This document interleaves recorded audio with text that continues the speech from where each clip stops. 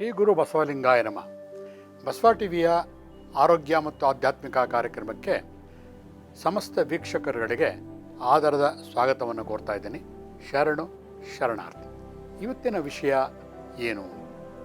ಆರೋಗ್ಯವನ್ನು ಸ್ವಲ್ಪ ಪಕ್ಕಕ್ಕೆ ಇಟ್ಟು ಆಧ್ಯಾತ್ಮಿಕತೆಗೆ ಹೋಗೋಣ. ಬರೀ ಯಾವಾಗಲೂ ಆರೋಗ್ಯವನ್ನೇ ಕೇಳ್ತಾ ಇದ್ದರೆ ಆಧ್ಯಾತ್ಮಿಕ ಅದನ್ನು ಯಾರಿಗೆ ಹೇಳೋದು ಅಲ್ವಾ? ನೋಡಿ, ಜೀವನದಲ್ಲಿ ಎಲ್ಲರಿಗೂ ಕಷ್ಟ ಬರುತ್ತೆ ಬಂಧುಗಳೇ. ಆದರೆ ಅದನ್ನು ನಾವು ಹೇಗೆ ತಗೋತೀವಿ ಅನ್ನೋದು ಬಹಳ ಬಹಳ ಇಂಪಾರ್ಟೆಂಟು. ಯಾತಕ್ಕೆ ನಮಗೆ ಕಷ್ಟಗಳು ಬರ್ತಾ ಇದೆ? ಪ್ರತಿಯೊಬ್ಬರು ಕೂಡ ಜೀವನದಲ್ಲಿ ನೊಂದುತ್ತಾ ಇದ್ದಾರಲ್ಲ, ಯಾತಕ್ಕೋಸ್ಕರ ಬಹಳ ಹಿಂಸೆ ಪಡ್ತಾ ಇದ್ದಾರೆ. ಕಾರಣ ನೋಡಿದಾಗ ಅದಕ್ಕೆ ಮನಸ್ತಾ ಇದೆ, ನಮ್ಮ ಲೈಫ್ ಸ್ಟೈಲೇ ನಮ್ಮ ತೊಂದರೆಗಳಿಗೆ ಕಾರಣ. ಏನಿದು ನಮ್ಮ ಲೈಫ್ ಸ್ಟೈಲು? ಏನು ಮಾಡ್ತಾಯಿದ್ದೀವಿ ನಾವು ಎಲ್ಲರ ಥರನೇ ಹೇಳ್ತೀವಿ, ತಿಂಡಿ ತಿಂತೀವಿ, ಊಟ ಮಾಡ್ತೀವಿ, ಮಲಗ್ತೀವಿ, ಅಷ್ಟೇ ಅಲ್ಲ. ನಮ್ಮ ಈ ವೇಗದ ಜೀವನದಲ್ಲಿ ಏನು ಮಾಡ್ತಾಯಿದ್ದೀವಿ, ನಾವು ಕೆಲವೊಂದು ವಿಷಯಗಳನ್ನು ಮರಿತಾ ಇದ್ದೀವಿ. ನಾವು ಹೇಳ್ತೀವಿ, ಆಧ್ಯಾತ್ಮಿಕತೆಯಲ್ಲಿ ನಾವು ಹೇಳ್ತಾ ಇರ್ತೀವಿ, ನಾವೆಲ್ಲ ಬಂದಿರೋದು ಮೇಲಿನ ಲೋಕದಿಂದ, ಒಂದು ಕಾಸ್ಮಿಕ್ ಎನರ್ಜಿ ಅಂತ ಹೇಳ್ತೀವಿ ನಾವು. ನಾವೊಬ್ಬ ಕಾಸ್ಮಿಕ್ ಕೀಲರ್ ಆಗಿರೋದ್ರಿಂದ ಅದನ್ನು ಅಥೆಂಟಿಕೇಟೆಡ್ ಆಗಿ ಹೇಳ್ತಾ ಇದ್ದೀನಿ. ಒಂದು ಶೂನ್ಯದಿಂದ ನಾವೆಲ್ಲ ಬಂದಿದ್ದೀವಿ. ಒಂದು ಗಾದೆನೇ ಇದೆ, ಎವ್ರಿಥಿಂಗ್ ಕ್ರಿಯೇಟ್ಸ್ ಫ್ರಮ್ ದಿ ಶೂನ್ಯ ಅಂತ. ಇದು ಝೀರೋಯಿಂದನೇ ಪ್ರತಿಯೊಂದು ಕೂಡ ಉತ್ಪತ್ತಿಯಾಗಿದೆ. ಮಾಡ್ರನ್ ಸೈನ್ಸ್ ಕೂಡ ಅದು ಕೂಡ ಹೇಳ್ತಾ ಇದೆ. ಹಾಗೆ ಶೂನ್ಯದಿಂದ ಕ್ರಿಯೇಟಿವ್ ಆಗ್ತಾ ಇದೆ. ಪ್ರತಿಯೊಂದು ಶೂನ್ಯದಲ್ಲಿ ಹೇಗೆ ಕ್ರಿಯೇಟಿವ್ ಆಗುತ್ತೆ ಅಂತಂದರೆ, ಮೇಲೆ ಶೂನ್ಯದಿಂದನೇ ಈ ಭೂಲೋಕ, ಇಡೀ ಬ್ರಹ್ಮಾಂಡ ಸೃಷ್ಟಿಯಾಗಿದೆ ಅಂತ ಬಿಗ್ ಬ್ಯಾಂಗ್ ಥಿಯರಿ ಕೂಡ ಹೇಳುತ್ತೆ ಅಂತ ಹೇಳ್ತಾರೆ. ಹಾಗಾಗಿ ಇವತ್ತು ಏನು ತೊಂದರೆ ನಮ್ಮ ವಿಷಯಗಳು ಅಂತಂದರೆ, ನಮ್ಮ ಸುತ್ತಲಿನ ಎನ್ವಿರಾನ್ಮೆಂಟಲ್ಲಿ ನಾವೇನು ಕಷ್ಟ ಅಂತ ಹೇಳ್ತಾ ಇದ್ದೀವಲ್ಲ, ನಿಜವಾಗ್ಲೂ ಕಷ್ಟನಾ ಅಥವಾ ನಾವೇ ಅದನ್ನು ಅನ್ಕೋತಾ ಇದ್ದೀವ? ಆ ವಿಷಯವನ್ನು ನಾವಿವತ್ತು ಮಾತಾಡೋಣ ಬಂಧುಗಳೇ. ನೋಡಿ, ಯಾಕೆಂದರೆ ಬರೀ ಆರೋಗ್ಯದ ಬಗ್ಗೆನೇ ಹೇಳ್ತಾ ಹೋದರೆ, ಆರೋಗ್ಯಕ್ಕೆ ಸಂಬಂಧಪಟ್ಟಂತಹ ಆಧ್ಯಾತ್ಮಿಕದ ಕೊರತೆಯೇ ಇದಕ್ಕೆ ಕಾರಣ ಅಂತ ಅನ್ನೋದು ನನ್ನ ಉದ್ದೇಶ, ನಿಮಗೆ ಹೇಳಬೇಕು ಅಂತ. ನೋಡಿ, ಈಗ ಪ್ರಾಬ್ಲಮ್ ಅಂತ ಹೇಳ್ತಾ ಇರ್ತೀವಿ. ಒಂದು ಸಣ್ಣ ಕಥೆಯನ್ನು ಹೇಳ್ತಿರ್ತೀನಿ. ಕಥೆಗಳು ಬಹಳ ಬೇಗ ಸಂವಹನವನ್ನು ಮಾಡ್ತಾ ಹೋಗುತ್ತೆ. ಸಾಮಾನ್ಯ ನಮ್ಮ ಜೀವನದಲ್ಲಿ ಎಲ್ಲ ಕೆಲಸಗಳನ್ನು ನಾವೇನು ಮಾಡ್ತೀವಿ ಅಂತಂದರೆ, ಸಣ್ಣ ಕೆಲಸಗಳನ್ನೆಲ್ಲ ಬೇಗ ಮಾಡಿ ಮುಗಿಸ್ಬಿಡ್ತೀವಿ. ದೊಡ್ಡ ಕೆಲಸಗಳನ್ನು ಪಕ್ಕದಲ್ಲಿ ಎತ್ತಿಟ್ಬಿಡ್ತೀವಿ. ಇದು ಆಮೇಲೆ ಮಾಡೋಣ ಯಾವುದೇ ಇರ್ಬೋದು. ಸ್ಕೂಲಿನ ಮಕ್ಕಳ ಹೋಮ್ವರ್ಕಿಂದ ಹಿಡಿದು ಜೀವನದ ಪ್ರತಿಯೊಂದು ಕೆಲಸಗಳು, ಒಂದು ಇನ್ವೆಸ್ಟ್ಮೆಂಟ್ ಮಾಡೋದಿರ್ಬೋದು, ಡಿಪಾಸಿಟ್ ಇರ್ಬೋದು, ಅಥವಾ ನಮ್ಮ ಡ್ರೆಸ್ಗಳ ಬಗ್ಗೆ ಇರ್ಬೋದು, ಮನೆ ಕಟ್ಟೋದಿರ್ಬೋದು, ದೊಡ್ಡ ವಿಷಯಗಳನ್ನು ಎತ್ತಿಟ್ಬಿಡ್ತೀವಿ. ಮೊದಲು ಸಣ್ಣ ಕೆಲಸ ಎಲ್ಲ ಮಾಡಿ ಮುಗಿಸ್ಬಿಡ್ತೀವಿ. ನಮ್ಮ ಮನಸ್ಥಿತಿ ಹೇಗಿದೆ ಅಂತಂದರೆ, ಸಣ್ಣದು ಮೊದಲು ಮುಗಿಸ್ಬೋಣ, ದೊಡ್ಡದನ್ನು ಕೊನೆಯಲ್ಲಿ ಮಾಡೋಣ. ನಮ್ಮ ಎಲ್ಲ ತೊಂದರೆಗಳಿಗೂ ಕೂಡ ಈ ಮನಸ್ಥಿತಿಯೇ ಕಾರಣ. ಹೇಗೆ? ಒಂದು ಕತೆ ಹೇಳಿ, ನಿಜ ಹೇಳ್ತೀನಿ. ನೋಡಿ, ಒಂದು ಗಾಜಿನ ಬಾಟಲ್ ತಗೊಳ್ಳಿ, ಒಂದು ದೊಡ್ಡ ಕಲ್ಲುಗಳು, ಹಾಗೆ ಸಣ್ಣ ಜಲ್ಲಿ ಕಲ್ಲುಗಳು, ಸ್ವಲ್ಪ ಮರಳುಗಳನ್ನು ಪಕ್ಕದಲ್ಲಿ ಇಟ್ಕೊಳ್ಳಿ. ಮೊದಲು ಆ ಒಂದು ಜಾಡಿಯಲ್ಲಿ ದೊಡ್ಡ ಕಲ್ಲುಗಳನ್ನು ಹಾಕಿಡ್ತೀರ. ಕೇಳ್ತೀರಾ, ತುಂಬ್ತಾ? ಹೌದು, ಆ ಜಾಡಿ ತುಂಬಿಡ್ತು, ಇನ್ನು ತಿರ್ಗಾ ಬೇರೆ ದೊಡ್ಡ ಕಲ್ಲನ್ನ ಹಾಕೋಕ್ಕಾಗೋದಿಲ್ಲ. ಅದು ಸತ್ಯನಾ? ಅಲ್ಲ. ಯಾಕಂದರೆ ದೊಡ್ಡ ಕಲ್ಲುಗಳನ್ನು ಹಾಕೋಕ್ಕೆ ಜಾಗ ಇಲ್ಲ. ಆಯಿತು, ಸಣ್ಣ ಜಲ್ಲಿ ಕಲ್ಲುಗಳನ್ನು ಅದರ ಮೇಲೆ ಹಾಕಿದಾಗ ಖಂಡಿತ ಇನ್ನೂ ಹಿಡಿಸುತ್ತೆ. ಯಾಕಂದರೆ ದೊಡ್ಡ ಜಲ್ಲಿ ಕಲ್ಲುಗಳ ಮಧ್ಯದಲ್ಲಿ ಆ ಸಣ್ಣ ಕಲ್ಲುಗಳು ಹಿಡಿಸುತ್ತೆ. ಆಯಿತು, ಅದು ಮುಗೀತು. ಫರ್ದರ್ ಆ ಜಲ್ಲಿ ಕಲ್ಲುಗಳನ್ನು ಕೂಡ ಹಾಕೋಕ್ಕಾಗೋದಿಲ್ಲ. ತುಂಬ್ತಾ? ಇಲ್ಲ, ಇನ್ನೂ ಜಾಗ ಇದೆ. ಆ ಮರಳುಗಳನ್ನು ಹಾಕಿ, ಆವಾಗ ಏನಾಗುತ್ತೆ, ಆ ದೊಡ್ಡ ಕಲ್ಲು ಮತ್ತು ಸಣ್ಣ ಜಲ್ಲಿ ಕಲ್ಲುಗಳ ಮಧ್ಯಗಳಲ್ಲಿ ಆ ಮರಳು ಹೋಗಿ ತುಂಬಿಕೊಳ್ಳುತ್ತೆ. ಅದು ಫುಲ್ ಆದಮೇಲೆ ಆಮೇಲೆ ಏನೂ ಮಾಡೋಕ್ಕಾಗಲ್ಲ. ಈ ಕತೆ ಏನು ಹೇಳುತ್ತೆ? ಎಷ್ಟೋ ಸತಿ ನಾವೇನು ಮಾಡ್ತೀವಿ ಅಂದರೆ, ಮೊದಲೇ ಮರಳುಗಳನ್ನು ತುಂಬಿಟ್ಟಾಗ ಆ ಜಲ್ಲಿ ಆಗಲಿ ದೊಡ್ಡ ಕಲ್ಲಾಗಲಿ ಇಡೋಕ್ಕೆ ಜಾಗನೇ ಇರೋದಿಲ್ಲ. ಹಾಗಾಗಿ ಸಣ್ಣ ಕೆಲಸಗಳು ಸಣ್ಣ ಮರಳು ಇದ್ದಂಗೆ, ಸ್ವಲ್ಪ ಕೆಲಸಗಳು ಜಲ್ಲಿ ಕಲ್ಲಿದ್ದಂಗೆ, ದೊಡ್ಡ ಕೆಲಸಗಳು ದೊಡ್ಡ ಜಲ್ಲಿ ಕಲ್ಲಿದ್ದಂಗೆ. ನಾವು ಸಣ್ಣ ಕೆಲಸಗಳು ಮಾಡಿದಾಗ ಇಡೀ ಜಾಡಿಯ ತುಂಬ ಮರಳು ತುಂಬಿಟ್ಟ ಮೇಲೆ ಒಂದು ಕಲ್ಲು ಇಡೋಕ್ಕಾಗೋದಿಲ್ಲ. ನಮ್ಮ ಜೀವನ ಪೂರ್ತಿ ಆ ಸಣ್ಣ ಕೆಲಸಗಳಲ್ಲೇ ಮುಗಿದೋಗ್ಬಿಡುತ್ತೆ. ಹಾಗಾಗಿ ಜೀವನದಲ್ಲಿ ನಾವು ಏನು ಸಾಧನೆಯನ್ನೇ ಮಾಡಲ್ಲ ಬಂಧುಗಳೇ. ಹಾಗಾಗಿ ನಾವು ಏನು ಮಾಡಬೇಕು? ಸಂತೋಷವಾಗಿರ್ಬೇಕಾದ್ರೆ ಜೀವನ ಸಾರ್ಥಕತೆಗಳನ್ನು ಮಾಡ್ಕೋಬೇಕು ಅಂದರೆ ದೊಡ್ಡ ವಿಷಯಗಳನ್ನು ಸೆಲೆಕ್ಟ್ ಮಾಡ್ಕೋಬೇಕು. ಎಜುಕೇಷನ್ ಇರ್ಬೋದು, ಜೀವನದ ಒಂದು ಗುರಿ ಇರ್ಬೋದು, ಅದು ಜೀವನದಲ್ಲಿ ಒಂದು ಸಾಧನೆ ಮಾಡ್ಕೊಂಡು ಏನು ಮಾಡಬೇಕು ಅಂತ ಅಂದ್ಕೊಂಡಿರ್ತೀವಲ್ಲ, ಅದನ್ನು ಮೊದಲು ಒಂದು ಪೇಪರ್ನಲ್ಲಿ ಬರ್ಕೋಬೇಕು ಅಥವಾ ಮನಸ್ಸಿನಲ್ಲಿ ಗ್ರಹಿಸ್ಕೋಬೇಕು. ಅದರ ಸಾಧನೆ ಕಡೆಗೆ ಮೊದಲು ಗಮನ ಕೊಡಬೇಕು. ನಾವು ಹಿಂದೆ ಓದ್ತಿರೋ ಟೈಮಲ್ಲಿ ನಮ್ಮೊಬ್ಬ ವಿದ್ಯಾರ್ಥಿ ಸ್ನೇಹಿತನಿದ್ದ. ನಾವೆಲ್ಲ ಆಗಿನ ಕಾಲದಲ್ಲಿ ದೊಡ್ಡ ದೊಡ್ಡ ಎಂಟರ್ಟೈನ್ಮೆಂಟು, ಕಥಾ ಕಾಲಕ್ಷೇಪಗಳು, ಹರಿಕಥೆಗಳು ಅವೆಲ್ಲ ಕೇಳೋಕ್ಕೆ ರಾತ್ರಿ 12 ಗಂಟೆ 1 ಗಂಟೆವರೆಗೂ ನಾವು ಹೋಗ್ತಾಯಿದ್ವು. ಆವಾಗ ಇನ್ನೂ ನೆನಪಿದೆ ನನಗೆ. ಅದೇ ನಮ್ಮ ಫ್ರೆಂಡ್ ಏನು ಮಾಡ್ತಾಯಿದ್ದ ವಿದ್ಯಾರ್ಥಿ, ಆ ಕರೆಕ್ಟಾಗಿ ಟೈಮ್ ನೋಡ್ಕೊಂಡ್ಬಿಟ್ಟು ಅವತ್ತಿನ ಪಾಠಗಳೆಲ್ಲ 10-15 ಸತಿ ರಿವಿಷನ್ ಮಾಡಿ ಬರ್ತಾಯಿದ್ದ. ಅವನು ಕಥಾ ಕಾಲಕ್ಷೇಪ ಅವಕ್ಕೆಲ್ಲ ಬರ್ತಾ ಇರಲಿಲ್ಲ. ನಾವೇನು ಮಾಡ್ತಾಯಿದ್ವು, ನಾವು ಇದೇ ಮಟ್ಟದಲ್ಲೇ ಉಳಿದ್ವು. ಅವನು ಓದಿ ಮಾಡಿ ಇವತ್ತು ಆಕ್ಸ್ಫರ್ಡ್ ಯೂನಿವರ್ಸಿಟಿನಲ್ಲಿ ದೊಡ್ಡ ಕಾಲೇಜ್ ಪ್ರಿನ್ಸಿಪಾಲ್ ಆಗಿದ್ದಾನೆ ಬಂಧುಗಳೇ. ಇದು ಏನು ತೋರಿಸುತ್ತೆ ಅಂತಂದರೆ, ಜೀವನದಲ್ಲಿ ನಾವು ಏನು ಸೆಲೆಕ್ಟ್ ಮಾಡ್ಕೋಬೇಕಲ್ಲ ನಮ್ಮ ಗೋಲ್, ಅದನ್ನು ಫಸ್ಟು ನಾವು ಸಾರ್ಥಕತೆ ಮಾಡ್ಕೋಬೇಕು. ಮಿಕ್ಕಿದ್ದನ್ನೆಲ್ಲ ಆಮೇಲೆ ಮಾಡಬೇಕು. ಅದು ಬಿಟ್ಟು ನಾವೇನು ಮಾಡ್ತೀವಿ, ಇವತ್ತು ಯಾವುದೋ ಲೋ ಎಂಟರ್ಟೈನ್ಮೆಂಟ್ ಅಥವಾ ಯಾವುದೋ ಒಂದು ಫಂಕ್ಷನ್ನು, ಇನ್ನು ಸಣ್ಣ ಪುಟ್ಟ ವಿಷಯಗಳಿಗೆ ಗಮನ ಕೊಟ್ಟು ಜೀವನದ ಬಹಳ ಮಹತ್ತರವಾದಂತಹ ಗೋಲ್ ಅಂತ ಏನು ಅಂದ್ಕೊಂಡಿರ್ತೀವಲ್ಲ ಅದ್ರ ಕಡೆಗೆ ನಾವು ಗಮನನೇ ಕೊಡ್ತಾ ಇಲ್ಲ. ಹಾಗಾಗಿ ಇವತ್ತು ನಾವು ಜೀವನದಲ್ಲಿ ಫೇಲ್ಯೂರ್ ಆಗ್ತಾಯಿದ್ದೀವಿ.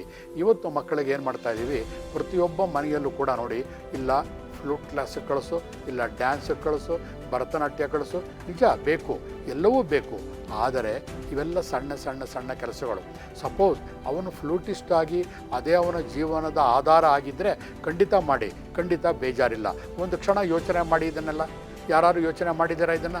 ಅಥವಾ ಭರತನಾಟ್ಯ ಪ್ರವೀಣೆ, ಅವಳು ಲೈಫ್ ಲಾಂಗ್ ಭರತನಾಟ್ಯ ಪ್ರವೀಣೆ ಆಗಿ ಅದರಲ್ಲೇ ಜೀವನ ನಡೆಸೋ ಆಗಿದ್ದರೆ ಕಂಪ್ಲೀಟ್ ಲಕ್ಷಾಂತರ ರೂಪಾಯಿ ಖರ್ಚು ಮಾಡಿ ಅದಕ್ಕೆ ತರಬೇತಿ ಕೊಡಿ.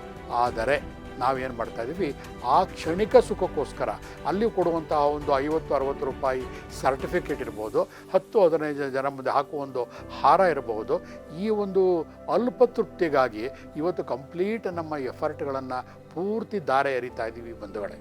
ಇದು ಏನು ಮಾಡ್ತಾ ಇದೆ, ನಾನು ಕಥೆಯಲ್ಲಿ ಹೇಳ್ದಂಗೆ ಮರಳನ್ನು ತುಂಬಿದ ಮೇಲೆ ಹೇಗೆ ದೊಡ್ಡ ಕಲ್ಲುಗಳನ್ನು ಜಾಡಿಗೆ ತುಂಬೋದಕ್ಕೆ ಆಗೋದಿಲ್ವೋ, ಹಾಗಾಗಿ ಸಣ್ಣ ಸಣ್ಣ ವಿಷಯಗಳಲ್ಲಿ ಸಣ್ಣ ಸಣ್ಣ ಸರ್ಟಿಫಿಕೇಟ್ಗೋಸ್ಕರ ನಮ್ಮ ಜೀವನದ ಎಲ್ಲ ಸಮಯಗಳನ್ನು ಕೂಡ ವ್ಯರ್ಥ ಮಾಡ್ತಾಯಿದ್ದೀವಿ.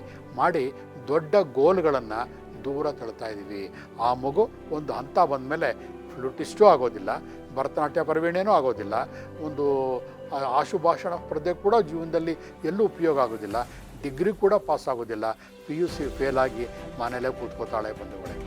ಹಾಗಾಗಿ ನಾವು ಏನು ಮಾಡಬೇಕಾಗಿದೆ, ಫಸ್ಟ್ ನಮ್ಮ ಗುರಿಯನ್ನು ಮೊದಲು ಸಾಧನೆ ಮಾಡಬೇಕಲ್ಲ, ಅದಕ್ಕೆ ಕಂಪ್ಲೀಟ್ ನಮ್ಮ ಎನರ್ಜಿ, ದೈಹಿಕ, ಮಾನಸಿಕ, ಆಧ್ಯಾತ್ಮಿಕ, ಆರ್ಥಿಕ ಎಲ್ಲವನ್ನು ಮೀಸಲಾಗಿಡಬೇಕು. ಅಂದರೆ ಅದಕ್ಕೆ ದೊಡ್ಡ ಜಲ್ಲಿಕಲ್ಲು ಮತ್ತು ಸಣ್ಣ ಜಲ್ಲಿಕಲ್ಲು ಅಂತ ಕಥೆನೇ ಇದೆ. ಇದು ಇನ್ಸ್ಪಿರೇಷನ್ ಸ್ಟೋರಿ. ಇದು ಎಷ್ಟೋ ಜನ ಕೇಳಿದ್ದೀರಾ. ಇದನ್ನು ಮೊದಲು ಮಾಡಬೇಕಾಗಿರೋದು ಅದನ್ನು ಮಕ್ಕಳ ಹಂತದಲ್ಲೇ ನಾವು ಮಾಡಬೇಕು. ಅದು ದೊಡ್ಡವರಾದ್ಮೇಲೂ ಕೂಡ ಮೊದಲು ಪ್ರಾಶಸ್ತ್ಯ ಕೊಡಬೇಕಾಗಿರೋದು ನಮ್ಮ ಜೀವನದ ದೊಡ್ಡ ದೊಡ್ಡ ವಿಷಯಗಳಿಗೆ. ಅದನ್ನು ಮೊದಲು ಸಾಲ್ವ್ ಮಾಡಿಕೊಂಡು ಸಮಯ ಉಳಿದರೆ ಮಿಕ್ಕಿದ್ದನ್ನು ಮಾಡಬೇಕು ವಿನಃ ಅದರ ರಿವರ್ಸ್ ಖಂಡಿತ ಮಾಡಬಾರ್ದು ಬಂಧುಗಳೇ. ನಮ್ಮ ಲೈಫ್ ಸ್ಟೈಲೇ ಕಾರಣ. ನಿಜ.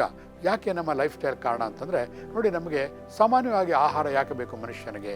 ನಮ್ಮ ಗುಹಾಂತರ ಕಾಲದಿಂದ ಇವತ್ತಿನವರೆಗೆ ಅನಲೈಸ್ ಮಾಡಿದಾಗ ಆಹಾರ ನಮ್ಮ ರಕ್ತ ಸಂಚಾರಕ್ಕೆ, ನಮ್ಮ ಜೀವಕ್ಕೆ ಒಂದು ಶಕ್ತಿ ಕೊಡೋಕ್ಕೆ ಬೇಕು ಅಷ್ಟೇ. ಆದರೆ ಕಾಲ ಬದಲಾವಣೆ ಆಗ್ತಾ ಆಗ್ತಾ ಆಗ್ತಾ ಹೊಸ ಇನ್ವೆನ್ಷನ್ಗಳು ಮಾಡ್ತಾ ರುಚಿಯ ಬೊಂಬಾಟ್ ಬೇರೆ ಬೇರೆ ಅಡುಗೆಗಳನ್ನು ನಾವು TVಗಳಲ್ಲಿ ನೋಡ್ತಾ ನಾವೇನು ಮಾಡ್ತಾಯಿದ್ದೀವಿ, ನಮ್ಮ ಆರೋಗ್ಯವನ್ನು ಕಡೆಗಣಿಸಿ ಜೀಹ್ವಾ ಚಾಪಲ್ಯಕ್ಕೆ ಮನಸ್ಸು ಹೋಲ್ತಾ ಇದ್ದೀವಿ. ಅದನ್ನು ಮಾಡೋಕ್ಕೆ ಕೇಳೋಕ್ಕೆ ಚೆನ್ನಾಗಿರುತ್ತೆ. ಅದೇ ಎಲ್ಲವನ್ನೂ ಊಟ ಮಾಡಿ ಚೆನ್ನಾಗಿದ್ದಾಗ, ರುಚಿಗೆ ಒಂದು ಚೂರು ಚೆಂದಾಗ ನಿಮ್ಮ ಆರೋಗ್ಯ ಕೆಡೋದಿಲ್ಲ. ಆದರೆ ಏನು ಮಾಡ್ತಾಯಿದ್ದೀವಿ, ಇವತ್ತು ಮೇಯ್ನ್ ಐಟಮ್ ಊಟವನ್ನೇ ಕಡೆಗಣಿಸ್ತಾ ಇದ್ದೀವಿ. ನಮಗೆ ದೇಹಕ್ಕೆ ಬೇಕಾಗಿದ್ದಂತಹ ಸಮತೋಲನ ಆಹಾರ, ನಾವು 2ನೇ ಕ್ಲಾಸಿಂದ 6ನೇ ಕ್ಲಾಸ್ನವ್ರಿಗೆ ಏನು ಓದೋದಲ್ಲ, ಊಟ ಇರಬೇಕು ಅಂದರೆ ಬ್ಯಾಲೆನ್ಸ್ಡ್ ಡಯಟ್ ಇರಬೇಕು, ಅದನ್ನೆಲ್ಲ ಬಿಟ್ಬಿಡ್ತಾ ಇದ್ದೀವಿ ನಾವೀಗ. ಇವತ್ತು ನಾವು ತಿಂತಿರೋದನ್ನು ಸರಿಯಾಗಿ ಅನಲೈಸ್ ಮಾಡಿದ್ರೆ, ಅದಕ್ಕೊಂದು ಉದಾಹರಣೆ ಕೊಡ್ತೀನಿ. ಒಂದು ಗಾಜಿನ ಜಾರ್ ತೊಗೊಳ್ಳಿ, 1 ಅಡಿಯ ಜಾರು. ಬೆಳಗಿನಿಂದ ರಾತ್ರಿಯವರೆಗೆ ನೀವು ಈಗ ಮಾಡ್ರನ್ ಫುಡ್ ಏನೇನು ತೊಗೋತಾ ಇದ್ದೀರೋ ಎಲ್ಲ ಸ್ವಲ್ಪ ಒಂದೊಂದು ಸ್ಪೂನು ಹಾಕಿ 2 ದಿವಸ ಇಟ್ಟು ನೋಡಿದ್ರೆ ಅದು ನಥಿಂಗ್ ಬಟ್ ಕಲಗಚ್ಚು. ಈ ಹಸುಗಳಿಗೆ ಕೊಡ್ತೀವಲ್ಲ, ದನಗಳಿಗೆ, ಆ ರೀತಿ ಆಗಿರುತ್ತೆ ಬಂಧುಗಳೇ. ಅಂದಮೇಲೆ ನಿಮ್ಮ ಆರೋಗ್ಯ ಹೇಗೆ ಸುಧಾರಿಸಿರುತ್ತೆ? ಆ ದೇಹದಲ್ಲಿ ಕಾಫಿ ಎಷ್ಟೋ ಸತಿ ಕುಡಿತೀವಿ, ಟೀ ಎಷ್ಟೋ ಸತಿ ಕುಡಿತೀವಿ, ಬರ್ಗರು, ಪಿಜ್ಜಾ, ಮೇಲೆ ಆಹಾರಗಳು ಎಲ್ಲವನ್ನೂ ತಗೋತೀವಿ. ಸಮತೋಲನ ಆಹಾರ ಬರಲಿಲ್ಲ ಅಲ್ಲಿ ಕಂಪ್ಲೀಟು. ಎಲ್ಲವೂ ಕೂಡ ನಮ್ಮ ವಾತ ಪಿತ್ತ ಕಫಗಳನ್ನು ಏರುಪೇರು ಮಾಡುವಂತಹ ಆಹಾರಗಳೇ ಇರುತ್ತೆ. ರುಚಿಗೆ ಎಲ್ಲವೂ ಬೇಕು, ಆದರೆ ಅದು ಆಹಾರ ಅಲ್ಲ. ಆಹಾರವೇ ಬೇರೆ, ರುಚಿಗೆ ತಿನ್ನುವಂತಹ ಪದಾರ್ಥಗಳೇ ಬೇರೆ. ರುಚಿಗೆ ತಿಂದಾಗ ಅದು ಚೆನ್ನಾಗಿರುತ್ತೆ, ಆದರೆ ಆಹಾರವನ್ನು ಕಡೆಗಣಿಸಿ ನಾವು ರುಚಿಯನ್ನೇ ಆಹಾರವನ್ನಾಗಿ ಮಾಡ್ಕೋತಾ ಇದ್ದೀವಿ. ಅದನ್ನೇ ಚೇಂಜ್ ಆಫ್ ಲೈಫ್ ಸ್ಟೈಲ್ ಇವತ್ತು ನಮ್ಮ ಆರೋಗ್ಯದ ಅನಾರೋಗ್ಯಕ್ಕೆ ಕಾರಣ ಅಂತಂದರೆ ನಮ್ಮ life style change. Life style ಅಂದ ಮಾತ್ರಕ್ಕೆ ಹೋದ ಕಡೆ ಏನು ತಿನ್ನಬೇಡಿ ಮಾಡಬೇಡಿ ಅಂತ ಅಲ್ಲ. ಮಾಮೂಲಿ ಕರೆಕ್ಟಾಗಿ ನಿಮ್ಮ ಟೈಮಲ್ಲಿ ಏನು ಊಟ ಮಾಡ್ತೀರೋ ಊಟ ತಿಂಡಿ ಬ್ಯಾಲೆನ್ಸಿಂಗಾಗಿ ಮಾಡಿ. ಅದರ ಮೇಲೆ ತಿನ್ನುವಂಥದ್ದು ರುಚಿಗಾಗಿ ತಿನ್ನಿ, ಸ್ಮಾಲ್ ಆಗಿ. ಆವಾಗ ಏನಾಗುತ್ತೆ, ಏನೂ ಆಗೋದಿಲ್ಲ. ಫಾರಿನ್ ಕಂಟ್ರಿಗಳಲ್ಲಿ ಡ್ರಿಂಕ್ಸ್ಗಳು ಕೂಡ ಕುಡಿತಾರೆ. ನಮ್ಮ ದೇಶಗಳಲ್ಲಿ ಏನು ಮಾಡ್ತಾರೆ, ಅದನ್ನು ಫಾಲೋ ಮಾಡೋಕ್ಕೆ ಹೋಗ್ಬಿಟ್ಟು ಕಂಠಪೂರ್ತಿ ಕುಡಿತಾರೆ. ಅದಕ್ಕೆ ಹೇಳ್ತಾರೆ, ನಮ್ಮಲ್ಲಿ ಕಂಠಪೂರ್ತಿ ಕುಡಿದು 1 ಸ್ಪೂನಷ್ಟು ಖಾರ ತಿಂತಾರೆ, ಫಾರಿನ್ನವರು ಸ್ವಲ್ಪ ಕುಡಿದು ಕಂಠಪೂರ್ತಿ ಊಟ ಮಾಡ್ತಾರೆ. ಹಾಗಾಗಿ ಅವರು ಆರೋಗ್ಯವಾಗಿರ್ತಾರೆ. ಇವತ್ತು ಮಿಲಿಟ್ರಿಗಳಲ್ಲೂ ಕೂಡ ಕೆಲವರುಗಳ ಡ್ರಿಂಕ್ಸ್ಗಳನ್ನ ಸಪ್ಲೈ ಮಾಡ್ತಾರೆ. ಯಾತಕ್ಕೆ, ಅಲ್ಲಿ ಒಂದು ಚಳಿಯ ವಾತಾವರಣವನ್ನು ತಡೆಯೋದಕ್ಕೋಸ್ಕರ, ಹಾಗೂ ಒಂದು ದೈಹಿಕ ಒಂದು ಪ್ರಕ್ರಿಯೆ ಸ್ಟ್ರಾಂಗಾಗಿ, ಆಹಾರ ಚೆನ್ನಾಗಿ ಜೀರ್ಣವಾಗಲಿ, ಆ ಉದ್ದೇಶದಿಂದ ಕುಡಿತಾರೆ ವಿನಃ ಬಾಟಲ್ ಪೂರ್ತಿ ಖಾಲಿ ಮಾಡಿ ಕುಡಿಬೇಕು ಅಂತ ಎಲ್ಲೂ ಇಲ್ಲ. ಇದನ್ನೇ ಚೇಂಜ್ ಆಫ್ ಲೈಫ್ ಸ್ಟೈಲ್ ಅಂತ ಹೇಳೋದು.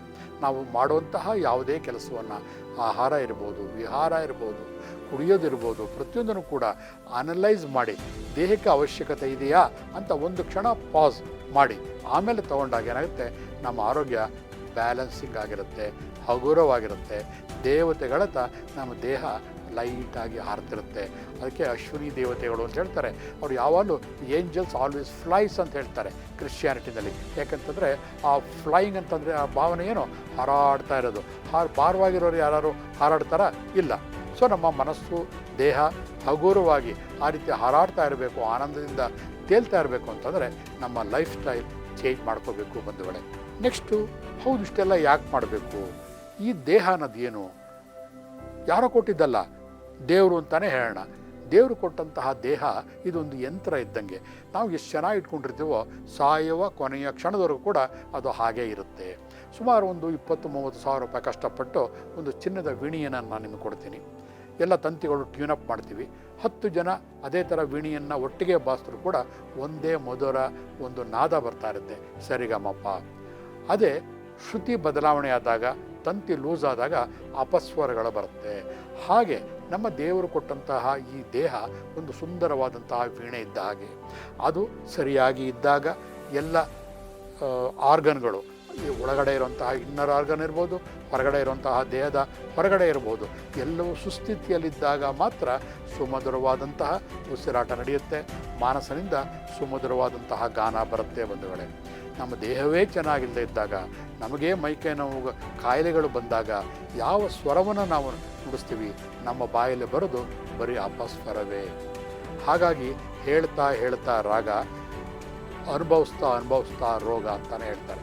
ಅಂದರೆ ನಾವೊಂದು ಹಾಡನ್ನು ಹೇಳ್ತಾ ನಮ್ಮ ಸ್ವರ ಇಂಪ್ರೂವ್ಮೆಂಟ್ ಆಗ್ತಾ ಹೋಗುತ್ತೆ. ನುಡಿಸ್ತಾ ವೀಣೆ ಅಭ್ಯಾಸ ಆಗ್ತಾ ಹೋಗ್ತಿರುತ್ತೆ. ಹಾಗೆ ನಾವು ಗೋಳಾಡ್ತಾ ರೋಗ ಜಾಸ್ತಿ ಆಗುತ್ತೆ.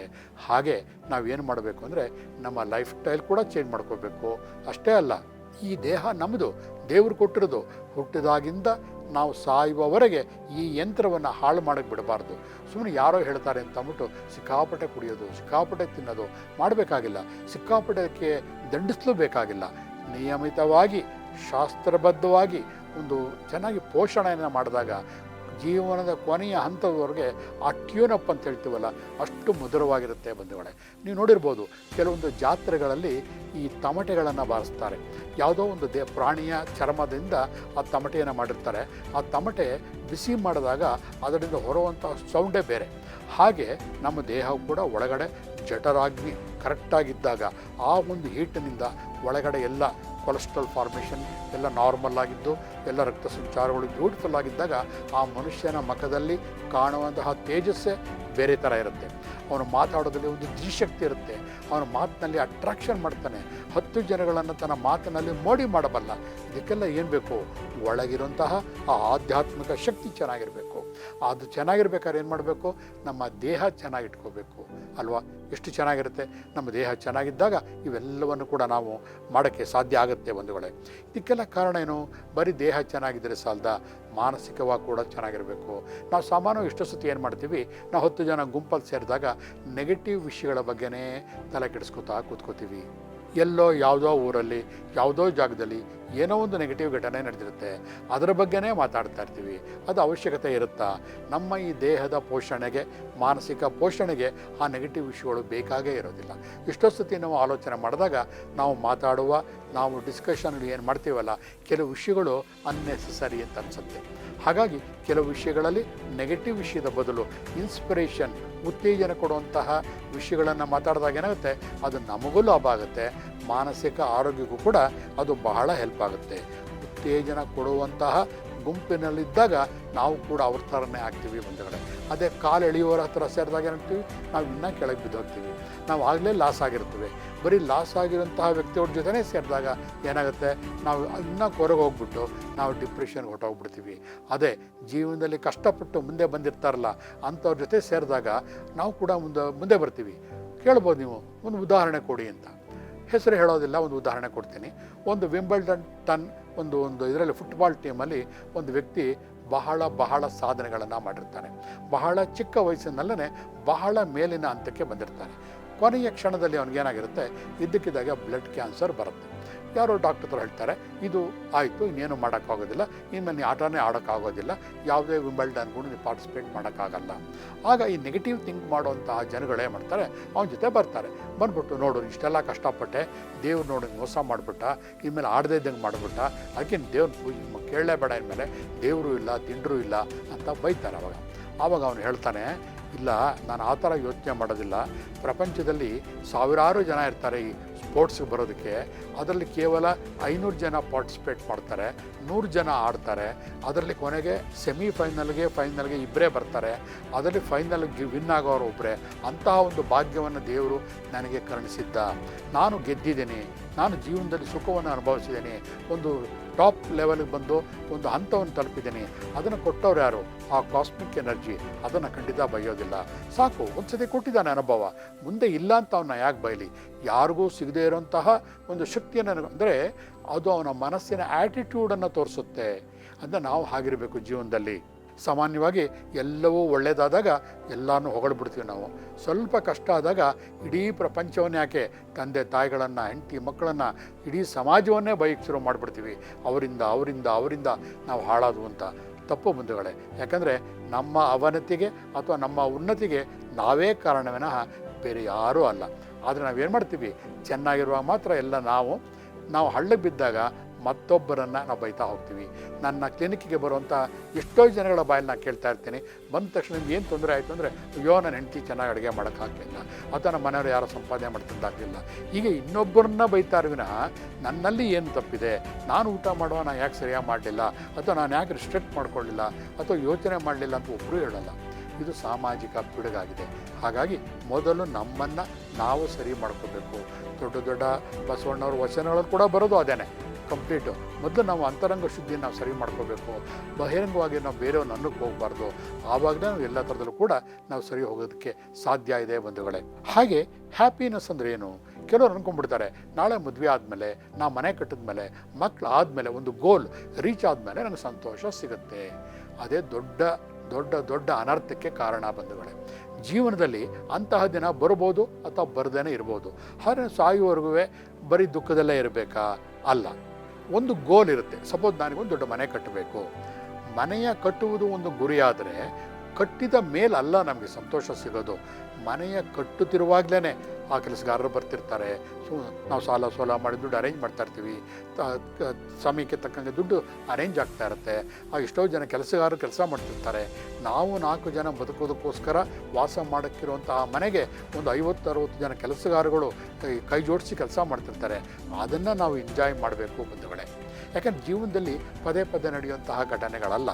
ನಾನು ವಾಸಕ್ಕೋಸ್ಕರ ದೇವರು ಎಷ್ಟು ಜನಗಳನ್ನು ನನಗೆ ಒದಗಿಸಿದ್ದಾನೆ, ಯಾರೋ ದುಡ್ಡು ಕೊಟ್ಟರು, ಯಾರೋ ಕಟ್ತಾ ಇದ್ದಾರೆ, ಎಷ್ಟು ಜನ ಕೈ ಹಾಕ್ತಾ ಇದ್ದಾರೆ, ಬೇರೆ ಫೀಲ್ಡಲ್ಲಿರುವಂತಹ ಜನಗಳು ಕೆಲಸ ಮಾಡ್ತಾ ಇದ್ದಾರೆ. ಆ ಒಂದು ಗ್ರ್ಯಾಟಿಟ್ಯೂಡ್, ಆ ಒಂದು ಕೃತಜ್ಞತಾ ಭಾವನೆ ಇದ್ದಾಗ ನಿಮ್ಮ ಇಡೀ ಜೀವನವೇ ಸುಖವಾಗಿರುತ್ತೆ ಬಂಧುಗಳೇ. ನಾವು ಮಾಡ್ತೀವ? ಇಲ್ಲ. ಮನೆ ಕಟ್ಟೋರ್ಗೂ ಸುಮ್ಮನೆ ಬಿಡೋದು. ಅಯ್ಯೋ ಕಷ್ಟಪಟ್ಟು, ಅಯ್ಯೋ ಕಷ್ಟ, ಜೀವನ ಪೂರ್ತಿ ಕಷ್ಟ ಅಂತ ಹೇಳ್ತೀವಿ. ಮನೆಯೆಲ್ಲ ಕಟ್ಟಾದ್ಮೇಲೆ ಸುಸ್ತಾಗಿರುತ್ತೆ, ಹಾರ್ಟ್ ಅಟ್ಯಾಕ್ ಆಗಿ ಸತ್ತೋಗ್ಬಿಡ್ತೀವಿ. ಮುಗ್ದೋಯ್ತು. ಹಾಗಾದ್ರೆ ಸುಖ ಪಡೋದು ಯಾವಾಗ? ಸುಖ ಅಂತಂತಂದರೆ ಅದು ಗೋಲಲ್ಲ ಇರೋದು.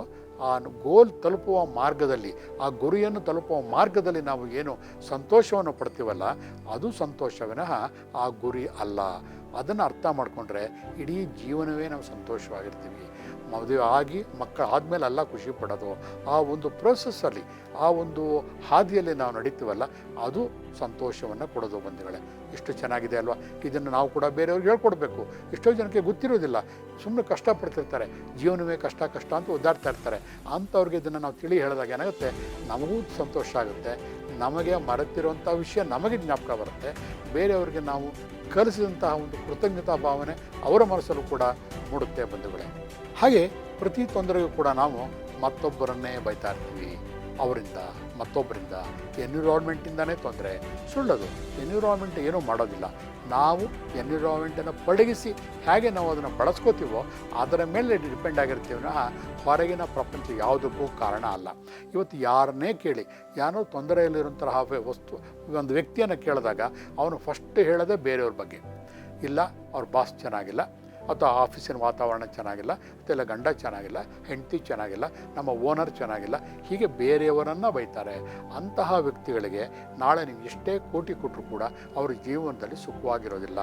ಅದಕ್ಕೆ ಹೇಳ್ತೀವಿ, ಹ್ಯಾಪಿನೆಸ್ ಅನ್ನೋದು ಇಟ್ ಈಸ್ ಆ್ಯನ್ ಆ್ಯಟಿಟ್ಯೂಡ್, ಅನ್ನೊಂದು ಸ್ವಭಾವ. ಅದು ಒಬ್ಬ ಮನುಷ್ಯ ಇವತ್ತು ಕಡಿಮೆ ದುಡ್ಡಿದ್ದಾಗ ಖುಷಿ ಪಡದೇ ಇದ್ದವನು ನಾಳೆ ಕೋಟಿ ಕೊಟ್ಟರು ಕೂಡ ಖುಷಿ ಪಡೋದಿಲ್ಲ. ಇದು ನಿರಂತರ ಸತ್ಯ. ಕೆಲವು ಮಕ್ಕಳಿರ್ತಾರೆ, ಸಣ್ಣ ಪುಟ್ಟ ಒಂದು ಕೇಕು, ಸಣ್ಣ ಬಿಸ್ಕತ್ ತಂದು ಕೊಟ್ಬಿಟ್ಟಿದ್ದಾರೆ, ಸೋ ಹ್ಯಾಪಿ, ಖುಷಿಯಾಗಿರ್ತಾರೆ. ಅಂಥ ಮಕ್ಕಳಿಗೆ ನಾಳೆ ಏನೇ ಕೊಟ್ಟರು ಕೂಡ ಅವರು ಖುಷಿಯಾಗಿರ್ತಾರೆ. ಕೆಲವು ಮಕ್ಕಳೇ ಮಾಡ್ತಾರೆ, ಏನೇ ಕೊಟ್ಟರು ಕೂಡ ಎಲ್ಲ ಮುಚ್ಚಿಟ್ಕೊಂಡ್ಬಿಟ್ಟು ಇನ್ನೂ ಕೊಡು ಅಂತ ಗ್ರೀಡಿ, ಒಂಥರ ಅಸೂಯೆಯಿಂದ ವರ್ತಿಸ್ತಾ ಇರ್ತಾರೆ. ಅಂತಹ ವ್ಯಕ್ತಿಗಳಿಗೆ ಲೈಫ್ ದೊಡ್ಡವರಾದರೂ ಕೂಡ ಏನೇ ಕೊಟ್ಟರು ಕೂಡ ಸಂತೋಷ ಆಗೋದೇ ಇಲ್ಲ. ನಮ್ಮ ಸುತ್ತಮುತ್ತಲೇ ನಾವು ನೋಡ್ತಾ ಇರ್ತೀವಿ, ಎಷ್ಟೋ ಸತಿ ಇಷ್ಟು ಬಂದರೂ ಸಾಲೋದಿಲ್ಲ, ಅವ್ರಿಗೆ ಇನ್ನೂ ಬೇಕು ಅಂತಿರ್ತಾರೆ, ತೃಪ್ತಿನೇ ಇರೋದಿಲ್ಲ. ಅಂಥವ್ರಿಗೆ ಸಮಾಧಾನ ಎಲ್ಲಿಂದ ಬರುತ್ತೆ? ಇವೆಲ್ಲ ಏನಾಗುತ್ತೆ ಅಂತಂದರೆ ಆಧ್ಯಾತ್ಮಿಕವಾಗಿ ನಮ್ಮ ಮನಸ್ಸನ್ನು ಕುಗ್ಗಿಸ್ತಾ ಇರುತ್ತೆ. ಹಾಗಾದರೆ ಏನು ಮಾಡಬೇಕು?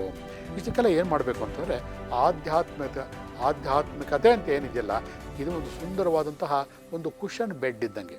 ಹೇಗೆ ನಾವು ಮೇಲಿಂದ ಬಿದ್ದಾಗ ಕೈ ಕಾಲುಗಳು ನೋವು ಬರುತ್ತೆ, ಆದರೆ ಒಂದು ಕುಷನ್ ಬೆಡ್ ಮೇಲೆ ಬಿದ್ದಾಗ ನೋವು ಆಗೋದಿಲ್ಲ. ಹಾಗಾಗಿ ನಾವು ಮಾಡಬೇಕಾಗಿರೋದೇನು ಅಂತಂದರೆ, ಇವತ್ತೇ ಈ ಕ್ಷಣದಿಂದನೇ ಸ್ವಲ್ಪ ನಮ್ಮ ಜೀವನ ವೇಗವನ್ನು ಕಡಿಮೆ ಮಾಡಿಕೊಂಡು ಸ್ವಲ್ಪ ಆಧ್ಯಾತ್ಮಿಕತೆ ಕಡೆಗೆ ನಾವು ಮನಸ್ಸನ್ನು ಹೊರಳಬೇಕು. ಆಧ್ಯಾತ್ಮಿಕತೆ ಅಂದರೆ ದೇವರು ದಿಂಡುಗಳನ್ನು ಪೂಜೆ ಮಾಡೋದಲ್ಲ ಬಂಧುಗಳೇ. ನಮ್ಮ ಸುತ್ತಲಿರುವಂತಹ ಜನಗಳ ಮನಸ್ಸುಗಳನ್ನು ಅರ್ಥ ಮಾಡ್ಕೊಳ್ಳೋದು, ಕಣ್ಣಿಗೆ ಕಾಣದ ಒಂದು ಅವರ ಮನಸ್ಸನ್ನು ಅರ್ಥ ಮಾಡಿಕೊಂಡು ಪ್ರೀತಿ ಮಾಡೋದು, ನಮ್ಮ ಪ್ರೀತಿಯನ್ನು ಹಂಚೋದು, ಇನ್ನೊಬ್ಬರ ಕಷ್ಟಗಳಿಗೆ ನೆರವಾಗೋದು, ಅವರ ನೋವನ್ನು ಅರ್ಥ ಮಾಡ್ಕೊಳ್ಳೋದು, ಅದೇ ಆಧ್ಯಾತ್ಮಿಕತೆ. ಕೆಲವೊಂದು ಸತಿ ಏನಾಗುತ್ತಂದರೆ, ಆಧ್ಯಾತ್ಮಿಕತೆ ಅಂತಂದರೆ ಜನಗಳ ಕಲ್ಪನೆಗಳೇ ಬೇರೆ ಥರ ಆಗಿಬಿಟ್ಟಿರುತ್ತೆ. ನಾರ್ಮಲ್ ಲೈಫ್ ಅಲ್ಲದೇ ಅಗೋಚರವಾಗಿರುವಂತಹ ಒಂದು ಪ್ರಪಂಚವನ್ನು ಮಾನಸಿಕವಾಗಿ ಎಂಟರಾಗಿ ಅದನ್ನು ಸಮತೋಲನ ಮಾಡೋದಿದೆಯಲ್ಲ, ಅದೇ ಆಧ್ಯಾತ್ಮಿಕತೆ. ಲೌಕಿಕತೆ ಬೇರೆ, ಲೌಕಿಕಕ್ಕೆ ಪರ್ಯಾಯವಾದದ್ದೇ ಆಧ್ಯಾತ್ಮಿಕತೆ. ಲೌಕಿಕ ಅಂದರೆ ಮಾಮೂಲಿ ಕೆಲಸಕ್ಕೆ ಹೋಗ್ತೀವಿ, ಬರ್ತೀವಿ, ಊಟ ಮಾಡ್ತೀವಿ, ತಿಂಡಿ ತಿಂತೀವಿ, ಅದು ಲೌಕಿಕ ಆಗೋಯ್ತು. ಅದನ್ನು ಬಿಟ್ಟು ಪಾರಮಾರ್ಥಿಕದ ಕಡೆಗೆ ನಾವು ಬಂದಿರೋದು ಕಾಸ್ಮಿಕ್ ಎನರ್ಜಿಯಿಂದ. ಮೇಲಿಂದ ಬಂದಾಗ ನಾವೆಲ್ಲ ಅಣ್ಣ ತಮ್ಮಂದಿರುಗಳೇ ಈ ಭೂಲೋಕಕ್ಕೆ ಬಂದಿದ್ದೀವಿ. ಅವನ ಕಷ್ಟ ನಾಳೆ ನಮಗೂ ಬರ್ಬೋದು, ಅಥವಾ ನನ್ನ ಕಷ್ಟ ಅವನಿಗೂ ಬರ್ಬೋದು. ಈ ಒಂದು ಭಾವನೆಯಿಂದ ಯಾವಾಗ ಸಹೃದಯತೆಯಿಂದ ಯಾರನ್ನೂ ದ್ವೇಷ ಮಾಡದೇನೆ ಪ್ರೀತಿಯಿಂದ ನಡೆಸ್ಕೊಂಡಾಗ ಏನಾಗುತ್ತೆ, ಎಲ್ಲ ಕೂಡ ತಮ್ಮ ಮಾನಸಿಕ ಆರೋಗ್ಯ, ಆಧ್ಯಾತ್ಮಿಕ ಆರೋಗ್ಯ ರಣರಂಗಿಸ್ತಾ ಇರುತ್ತೆ. ಇನ್ನೊಂದು ವಿಷಯ ಗೊತ್ತಿರಬೇಕು ನಿಮಗೆ, ಯಾವ ಮನುಷ್ಯ ನಮಗೆ ತುಂಬ ತೊಂದರೆ ಕೊಟ್ಟಂತಹ ವ್ಯಕ್ತಿಗಳನ್ನು ಮನಸ್ಸಿನಲ್ಲಿ ಹಾರೈಸ್ತಾನೆ.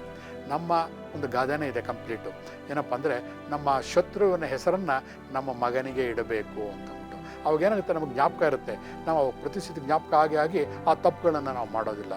ಹಾಗಾಗಿ ನಮಗೆ ತೊಂದರೆ ಕೊಟ್ಟಂತಹ ವ್ಯಕ್ತಿಗಳನ್ನು, ಕೊಡ್ತಿರೋಂತಹ ವ್ಯಕ್ತಿಗಳನ್ನು ಮನಸ್ಸಿನಲ್ಲಿ ದೇವರ ಮುಂದೆ ಮೊದಲು ಹಾರೈಸಬೇಕು. ದೇವರೇ ಅವ್ರಿಗೆ ಚೆನ್ನಾಗಿಟ್ಟಿರಲಪ್ಪ, ಅವ್ರಿಗೆ ಒಳ್ಳೆ ಬುದ್ಧಿ ಕೊಡಪ್ಪ ಅಂತ. ಅವರು ಒಳ್ಳೆಯವರಾದಾಗ ಅವರು ನಮ್ಮನ್ನು ದ್ವೇಷಿಸೋದು ಕಡಿಮೆ ಆಗುತ್ತೆ. ಇದು ಮಾಡೋದು ಕಷ್ಟ, ಆದರೆ ಮಾಡಿದ್ರೆ ಆ ಕ್ಷಣದಲ್ಲೇ ಅದರ ರಿಸಲ್ಟ್ ನಮಗೆ 1,1000 ಪಟ್ಟು ನಮಗೆ ಬರುತ್ತೆ ಬಂಧುಗಳೇ. ಹಾಗಾಗಿ ನಾವು ಮಾಡಬೇಕಾಗಿರೋದೇನೋ, ಪ್ರತಿಯೊಬ್ಬರನ್ನು ಕೂಡ ಈಕ್ವಲ್ ಆಗಿ ಪ್ರೀತಿಸಬೇಕು. ಒಂದು ರೀತಿಯ ಆನಂದದಲ್ಲಿ ತೇಲಬೇಕು ಅಂತ ಆಸೆ ಇದ್ದಾಗ ಬೇರೆಯವ್ರನ್ನ ಬೈಯೋದನ್ನು ಕಡಿಮೆ ಮಾಡಬೇಕು. ನಮ್ಮ ಒಂದು ಪ್ರೀತಿಯನ್ನು, ನಮ್ಮ ಮನಸ್ಸನ್ನು ನಮ್ಮ ಕಂಟ್ರೋಲ್ ಮೇಲೆ ಇಟ್ಕೋಬೇಕು. ಆಧ್ಯಾತ್ಮಿಕತೆಗೆ ಯಾವ ಮನುಷ್ಯ ಹೋಗ್ತಾನೆ ಅವನ ಮನಸ್ಸು ಯಾವಾಗಲೂ ಪೂರ್ಣವಾಗಿರುವಂತಹ ಒಂದು ಸಮುದ್ರ, ಶಾಂತವಾದ ಸಮುದ್ರದ ಥರ ಇರುತ್ತೆ. ನೀವು ಎಷ್ಟೇ ಫೋಟೋಗಳನ್ನು ನೋಡಿರ್ಬೋದು, ಆದರೆ ಒಂದು ಬುದ್ಧನ ಧ್ಯಾನ ಮುದ್ರೆಯನ್ನು ನೋಡಿದಾಗ ನಿಮಗೆ ಆಗೋಷ್ಟು ಶಾಂತತೆ ಬೇರೆ ಯಾವುದರಲ್ಲೂ ಸಿಗೋದಿಲ್ಲ. ಅದಕ್ಕೆ ಯಾವ ದುಡ್ಡು ಕೂಡ ಕೊಡಬೇಕಾಗಿಲ್ಲ. ಅದಕ್ಕೆ ಬೇಕಾಗಿರೋದು ನಿಮ್ಮ ಮಾನಸಿಕ ಸಂಕಲ್ಪ ಅಷ್ಟೇ. ಇವತ್ತಿಂದ ಮಾಡ್ತೀರಲ್ವ? ಆಧ್ಯಾತ್ಮಿಕತೆ ನಿಮ್ಮ ಮನಸ್ಸನ್ನು ತೊಡಗಿಸಿಕೊಂಡಾಗ ಬುದ್ಧನ ಥರ ನಿಮ್ಮ ಜೀವನ ಕೂಡ ಶಾಂತವಾಗುತ್ತೆ. ಮುಂದಿನ ಎಪಿಸೋಡ್ಗಳಲ್ಲಿ ಮತ್ತೆ ಭೇಟಿಯಾಗೋಣ. ಇವತ್ತಿನ ಎಪಿಸೋಡನ್ನು ನೋಡಿದಂತಹ ಎಲ್ಲ ಬಸವ ಟಿವಿಯ ಸಮಸ್ತ ವೀಕ್ಷಕರೊಳಗೆ ಧನ್ಯವಾದವನ್ನು ಅರ್ಪಿಸ್ತಾ ಇದ್ದೇನೆ. ಶರಣು ಶರಣಾರ್ಥಿ.